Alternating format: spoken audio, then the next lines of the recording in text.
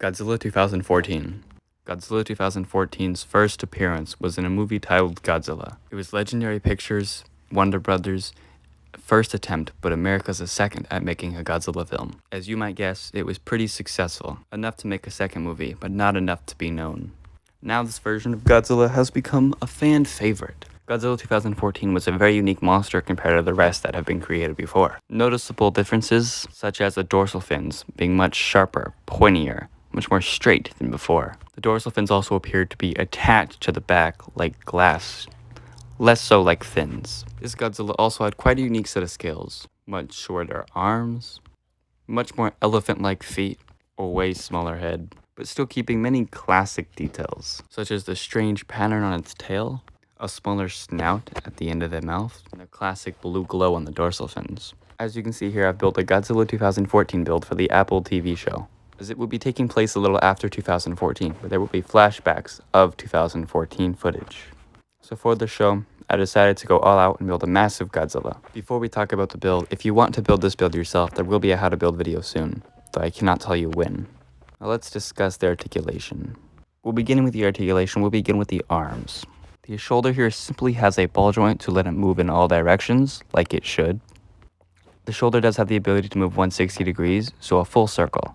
The elbow is a very similar technique using a ball joint, but instead it is more flat, letting it only kind of move up and down, you could say. The elbow piece kind of blocking some of it and the size. The wrist, also a ball joint. To no surprise, the wrist can rotate 160 degrees as well, as much as you need to pose it properly. Along with the fingers, the thumb here can move. Each finger can move directly down and up to get the right pose in the hand you need. The hand, the second one, has the exact same articulation. Discussing the head and neck, the first part of the build I made, the neck here, as you can see, has a ball joint as well, letting it rotate as much as you need for every angle, along with the head also having a ball joint, letting it rotate into any position you need. It's basically ball joints everywhere. And you can see here there's some sort of hinge to connect the jaw. A clever design, not built by me, I will mention in the future. And now a really fun technique is this stomach here has quite a strong joint, letting it rotate. This is really good for many poses, like if you want it to crawl, or lean a little more forward, or fall over, or stand straight, you can have it stand. But I like to keep it about one click through, going just in one direction, but also rotating to look at the side. The legs here, quite good articulation. Starting with the connection of the thigh, there's just so far it can go close and 160 degrees all the way around. Not something you see very often in my builds or many builds at all.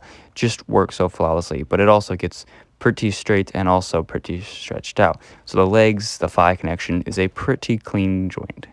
Same exact technique for the knees here. Works out pretty well. Just goes back and forth. And a ball joint for the, forget what it's called, calf or something. And that's the legs. That's almost, well, the tail's falling off. Going to now discuss the tail.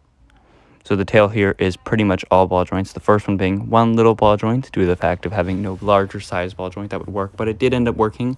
It does rotate and fall over quite a lot, but it is something you can easily fix. The second one, as you can see here, and the third one are both ball joints once again. The exact same kind of articulation, with the joint being at the bottom, not letting it move up too much, but definitely lets it move down a little more. Then going to the last ball joint, which also rotates. The rest of the joints from there are hinges, which let the tail just move as much as it needs to, but not too much where it becomes a problem trying to move it. The tail actually supports quite well. As you can see here, if I position it right, it can stand up pretty well with the tail. I don't have the exact date of when this build is made, but I can say somewhere around 2023, December 10. Surprisingly, the build might look massive, but it is not as tall as you'd expect, only reaching 20 bricks tall, a pretty good size for a pretty large build. No, I'm not going to count how long it is, because we all know it is far too long for that to be important. In case you were wondering, the bridge on the thumbnail is not actually part of this build, but I do have an image here. Godzilla can also crawl, which is something I'm happy to see, though it's not very accurate for 2014 to be crawling. This is so far my favorite Godzilla build, and I hope to build a lot more bigger builds like this, and a lot more monsters as well. They do take a lot longer, but I'm willing to spend the time. So this is the only and the last build of this size you will see for quite a while. As for the rest of the things coming out in the next year or so, is going to be built at a smaller scale than this. So don't expect any big builds like this for a long time until the new empire has far passed. I unfortunately do not have any way to shout out the creator, but if I ever do find out how, I will shout them out, as someone else built this head for this 2014 build. That was not me. I may have made a couple changes, but I am not the original creator, and if I do ever find them, I will make a whole short dedicated to shouting them out, as it was a flawless head design, and I don't think I've seen better, and I don't think anyone can do better.